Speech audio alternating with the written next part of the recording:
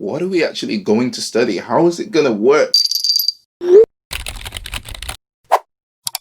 大家好, my name is Marcus and welcome to Polar Notes. So in this video, I'm going to be talking about how I practice with my language partners to make sure I have a good session and to make sure they have a good session. Last week I did a video where I was discussing how to find the right language partner. But if you're anything like me, when I set up a language partner session, or when I used to be more nervous as into what are we actually going to study? How is it going to work?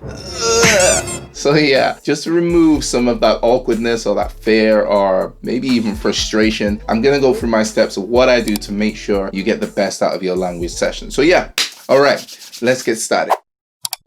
So I'm going to assume that you've already found your language partner or potential language partner using HelloTalk or Tandem or whichever language exchanging app, and you're ready now, or you feel ready to have your first video call or face-to-face interaction, and you're excited. And then the fear kicks in of, wait a minute, what are we actually going to do in this language exchange? And that's a really good question. So what I like to think about at this stage is how the session's going to go. So I like to plan a few things before I actually have the session. So the first thing I like to do at this point is decide how long the session is going to be for. So this is the first tip. Decide how long your session is going to be. I like to set mine for 1 hour, 25 minutes for them, 25 minutes for me, and then 5 and 5, just to rest in between the language points. It's nice to set a time because you don't know how much time they have in that day, whether they're working, whether they're busy, and you as well. So it's nice to have a start and end point. So that's my first tip. All right, so now that you've set the time duration and you know how long you're going to be studying for, really think about your level and where you're at right now and what you would like to focus on with your language partner. For example, I wanted to focus on building my speaking confidence with my language partner. So I had that written down as an area of focus for me. And then I thought about various different ways I could practice this with my language partner. So think about that too. Think about the area that you want to focus on and what you would like to do with them in order to improve that area. Leading on to my next point, I would say plan your material before you have your language exchange. If you're using a book or you're using some paper reading characters, have it planned so you know exactly what you want to do in your language exchange session. What I like to do is actually send a photocopy or just a picture to my language partner, just so she can have an overview of what I intend to do in the session. Her knowing or him knowing what you're going to be doing in your next session will save you a lot of time and also help them be more prepared for the language exchange. You don't know how they're feeling about the language exchange session, and maybe they would want to be more prepared also. So I would say do those tips and send the material to them so they can see what you're going to be practicing with them. Another area I like to discuss before having the actual language exchange are the methods I would like my language partner to use in order to help me improve. So for example, if I've sent my material, maybe I would like my language partner to read the material first and I listen or I repeat after they've said it. Whichever way you want to do it is completely up to you, but it's nice to let your language partner know before you have the session so they can be more prepared. You can both be more prepared. At the end of the day, it's about you and it's about them. When it's your time, it's about you. When it's their time, it's about them. So whichever way works best for you, you should discuss it before the actual language exchange. Which leads on to my next point. Tell your language partner how you want to be corrected before the exchange. It's very important that you have this conversation. You can easily offend someone or make someone feel inferior or just plain annoy someone by correcting them in the way you see fit. For me, I prefer to be corrected after I've tried to read a full sentence, not after each word, because I like to get to the end.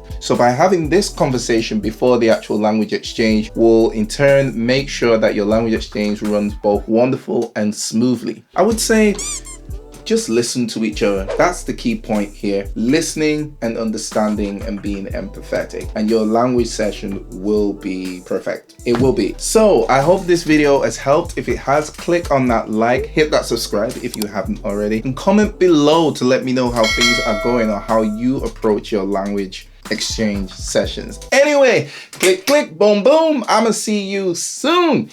Oh snap, I'm keeping that. That's mine now. I'm keeping it. I'll see you guys next time.